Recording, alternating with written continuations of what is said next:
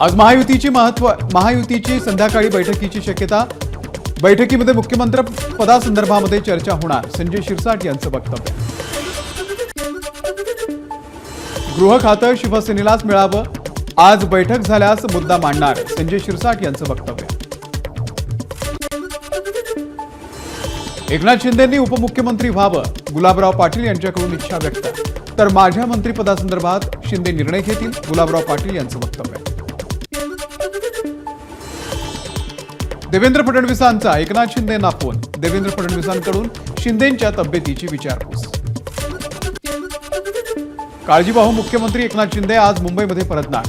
प्रकृती बिघडल्यानं शिंदेंवरती साताऱ्याच्या दरे गावामध्ये उपचार सुरू होते।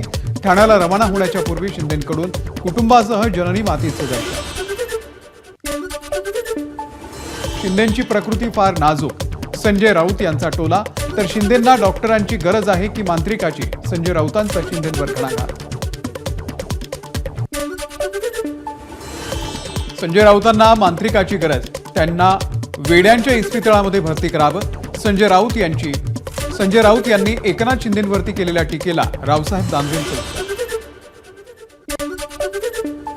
अशी कुठली शेती आहे जी अमावस्या आणि पौर्णिमेला चालते, आदित्य ठाकरेंची शिंदेंवरती टीका। शपथविधीची वेळ राज्यपालांकडून यायला हवी, आपला देश एक्सवरती कधीपासून चालायला लागला, आदित्य ठाकरेंचा सवाल।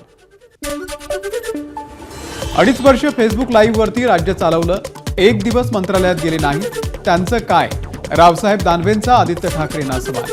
पार्टीचा अध्यक्ष ट्विट करणार नाही तर काय दवंडी देईल का, दानवेंचा खोचक टोला। महालामध्ये राहणाऱ्यांना शेती काय कळणार, आदित्य ठाकरे सोन्याचा चमचा तोंडात घेऊन जन्माला आलेत, त्यांना शिवसेना काय माहिती, गुलाबराव पाटलांसह उद्धव ठाकरेंवरती आणि आदित्य ठाकरेंनाही गुलाबराव पाटील यांचं उत्तर। राज्यपालांना संख्याबळ न दाखवता एकतर्फी शपथविधीची तारीख जाहीर करणं म्हणजे शुद्ध अराजकता, एक्सपोजद्वारे आदित्य ठाकरेंची टीका। बावनकुळे शपथविधीची घोषणा करतात ते राज्यपाल आहेत का, संजय राऊतांचा सवाल। उरेगावचे आमदार महेश शिंदे काळजीवाहू मुख्यमंत्री एकनाथ शिंदेंच्या भेटीला। शिंदे फडणवीस एकमेकांचे चांगले मित्र, दोघांमध्ये कोणतीही नाराजी नाही, महेश शिंदेंचं वक्तव्य।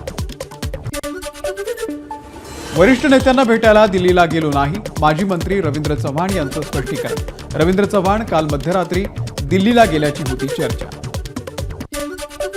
शपथग्रहण समारोहासाठी प्रदेश भाजपच्या पदाधिकाऱ्यांकडून सूचना, सुमारे 15,000 प्रमुख पदाधिकाऱ्यांना सोहळ्यामध्ये यावं, जिल्हाधिकाऱ्यांनी त्यांच्या जिल्ह्यातून येणाऱ्यांची नावं निश्चित करण्याच्याही सूचना। महाराष्ट्रामध्ये सर्वच पक्षांकडून घराणेशाहीचा पुरस्कार, 288 पैकी 237 मतदारसंघांमध्ये घराणेशाहीमधले उमेदवार, भाजपचे सर्वाधिक 49, काँग्रेसचे 42 उमेदवार घराणेशाही जोपासणारे होते। सामाजिक कार्यकर्ते हेरंब कुलकर्णी यांचा अहवाल। लोकशाहीचा दर 2.1% कमी व्हायला नको, सरसंघचालक मोहन भागवत यांनी व्यक्त केली चिंता। प्रत्येक जोडप्याला किमान 3 मुलं हवीत, लोकसंख्या शास्त्राच्या आकड्यांचा हवाला देत भागवतांचं भाष्य। नागपूर हिवाळी अधिवेशन 16 डिसेंबर ते 21 डिसेंबर दरम्यान होण्याची शक्यता। हिवाळी अधिवेशनाच्या आधी मुंबई विशेष अधिवेशन होणार, विश्वसनीय सूत्रांची माहिती। हिवाळी अधिवेशनामध्ये लाडक्या बहिणींच्या वाढीव रकमेवरती निर्णय होण्याची शक्यता। तर प्रश्न उत्तरांचा कालावधी नसल्यानं पहिलं अधिवेशन कमी दिवसांचं असणार। बहुमत इतकं आहे की आता अधिवेशन सागरवरती किंवा नागपूरवरती घेतील, संजय राऊत यांचा टोला। तर संसदेमध्ये प्रश्न विचारले तर अधिवेशन स्थगित करतात, संजय राऊतांची टीका। संजय राऊतांसारख्या दगडानं सगळा सत्यानाश केलाय, राऊतांना ठाकरेंनी ओळखावं, राऊतांमुळे 20 पैकी 10 आमदार शिवसेनेमध्ये यायला तयार, गुलाबराव पाटील यांची राऊतांवरती खोचक टीका। युगेंद्र पवार यांचा मतमोजणीवरती आक्षेप, बारामतीमधील पराभवानंतर युगेंद्र पवार यांचा मतपडताळणीसाठी अर्ज, अजित पवारांनी केलाय युगेंद्र पवार यांचा पराभव। निवडणुकीमध्ये महायुतीला मिळालेलं यश हे लाडक्या बहिणींचा असर नाही तर निवडणूक आयोग आणि भाजपनं मिळून केलेल्या पापाचं फळ, नाना पटोले यांचा महायुतीवरती घणाघात। निवडणुकीमध्ये सत्तेसह पैशांचा गैरवापर, पृथ्वीराज चव्हाण यांचा आरोप, लोकसभा आणि विधानसभेच्या निकालात मोठी तफावत, हा बदल शंकास्पद, पृथ्वीराज चव्हाण यांचं वक्तव्य. ईव्हीएम मधील मतांसंदर्भामध्ये यवतमाळमधील 3 विधानसभा क्षेत्रामधून आक्षेपावरती 45 दिवसांनंतर होणार पडताळणी. ईव्हीएम निकालावरती जनता विश्वास ठेवायला तयार नसल्याचा सामनामधून दावा. ईव्हीएम हा भारतीय लोकशाहीला लागलेला शाप असल्याचा आरोप. विकसित देशांमध्ये ईव्हीएम वापरत नसल्याचंही रोखठोकमधून दाखल. विधानसभा निवडणुकीमध्ये बंडखोरांवरती कारवाई केल्यानंतर आता पक्षविरोधी काम करणाऱ्या माजी नगरसेवक शशिकांत जाधव यांच्यासह पदाधिकाऱ्यांची हकालपट्टी करावी. भाजपच्या आमदार सीमा हिरे यांची मागणी. पंढरपूरच्या मार्कटवाडी ग्रामस्थांनी केलेली फेरमतदानाची मागणी बेकायदेशीर, प्रशासनानं मागणी फेटाळली. माळशिरसच्या निवडणूक निर्णय अधिकारी विजया पांगारकर यांची माहिती. जरांगे पाटलांची आंतरवाली सराटी ते पंढरपूर यात्रा. बीडमध्ये छत्रपती शिवाजी महाराजांच्या पुतळ्याला अभिवादन करून यात्रा पंढरपूरकडे रवाना. देवदर्शनानंतर जरांगे सामूहिक बेमुदत उपोषण करणार. भंडाऱ्याच्या साकोलीमध्ये झळकले पराभूत उमेदवार अविनाश ब्राह्मणकर यांचे बॅनर. मतदारांच्या मनातील आमदार अशा आशयाची बॅनरबाजी. नाना पटोलेंकडून अविनाश ब्राह्मणकर यांचा पराभव. नाशिक जिल्ह्यामध्ये सुहास कांदे यांचा भावी पालकमंत्री अशा आशयाचा बॅनर. नाशिकमध्ये पालकमंत्रीपदासाठी छगन भुजबळही आग्रही. मुंबईतील हवेची गुणवत्ता खालावत असल्यानं महानगर क्षेत्रामध्ये नवीन रेडीमिक्स कॉन्क्रीट प्लांट उभारण्यास परवानगी दिली जाणार नाही. तसंच सुरू असलेल्या प्लांट्सना गेटवरती धूळ प्रतिबंधक पडदे लावणं बंधनकारक. नाशिकच्या सीबीएस ते म्हाडा वसाहत या दरम्यान सिटीलिंक बससेवा सुरू होणार. सिटीलिंक प्रशासनाचा निर्णय. 19 किलोच्या व्यावसायिक गॅस सिलेंडरच्या दरामध्ये 16.50 रुपयांनी वाढ. घरांमध्ये वापरल्या जाणाऱ्या 14 किलो एलपीजी सिलेंडरच्या किमतीमध्ये कोणताही बदल नाही.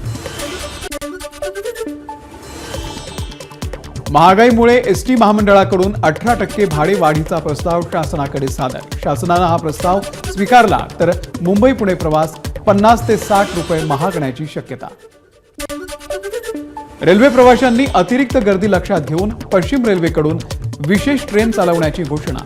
3 ते 17 डिसेंबर मुंबई उधनाच्या दरम्यान विशेष गाड्यांमुळे प्रवाशांना मिळणार दिलासा.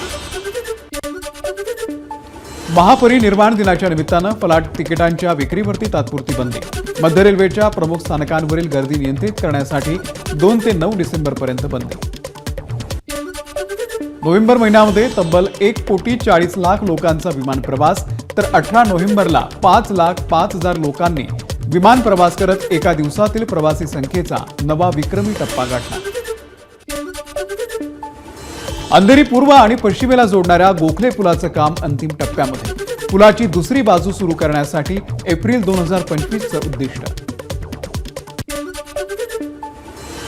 मुंबईमध्ये म्हाडाची दुकानं खरेदी करण्याची संधी. व्यावसायिक गाड्यांच्या विक्रीसाठी लवकरच निघणार म्हाडाची जाहिरात. मुलुंड आणि पवई त्यासोबतच चारकोपमधील गाड्यांचाही यामध्ये समावेश. मुंबईमध्ये गारठा वाढल्यानं विजेच्या मागणीमध्ये घट. दैनंदिन मागणी 3,000 मेगावॅटवरून 2,500 मेगावॅटपर्यंत घटली. थंडीच्या लाटेमुळे भाजी काढणीसाठी विलंब झाल्यानं भाज्यांची आवकही घटली. परिणामी भाज्यांचे दर कडाडले. सर्वच भाज्या 10 ते 20% महागल्या. नाशिक जिल्ह्यामध्ये वाढत्या थंडीचा द्राक्ष बागांना फटका बसण्याची शक्यता. उशिरानं झालेली छाटणी आणि वाढत्या थंडीनं द्राक्ष उत्पादक शेतकरी अडचणीत. धुळे कृषी उत्पन्न बाजार समितीमध्ये कांद्याला सरासरी 1500 ते 2,000 रुपये क्विंटल दर मिळत असल्यानं शेतकऱ्यांमध्ये नाराजी. उत्पादन खर्चही निघत नसल्यानं आर्थिक मदतीची कांदा उत्पादकांची मागणी. नाशिकच्या कोटम गावामध्ये सरी वरंबा पद्धतीनं शेतकऱ्यांकडून कांद्याची लागवड. वाहत आधुनिक पद्धतीचा अवलंब केल्यानं 30% अधिक कांदा उत्पादन मिळणार. शेतकरी रवींद्र आदमाने यांना विश्वास. रायगडच्या माणगावमधील काळा नदीपात्रामध्ये महागाय अशा मगरीचं वास्तव्य. माणगावमध्ये मगरींच्या संख्येमध्ये गेल्या 10 वर्षात मोठी वाढ. रत्नागिरी नगर परिषद हद्दीमधील पुतळ्यांची 2 ते 5 डिसेंबर या कालावधीमध्ये मध्यरात्री 1 ते 4 वाजेपर्यंत रेडिओग्राफी होणार. रेडिएशनमुळे त्रास होऊ नये यासाठी रहदारी बंद राहणार. तुळजाभवानी देवीच्या चरणी परभणीमधील भाविकांकडून 11 तोळे सोन्याची मोहन माळ दान. जयश्री देशमुख या भाविकाचा मंदिर प्रशासनाकडून सत्कार.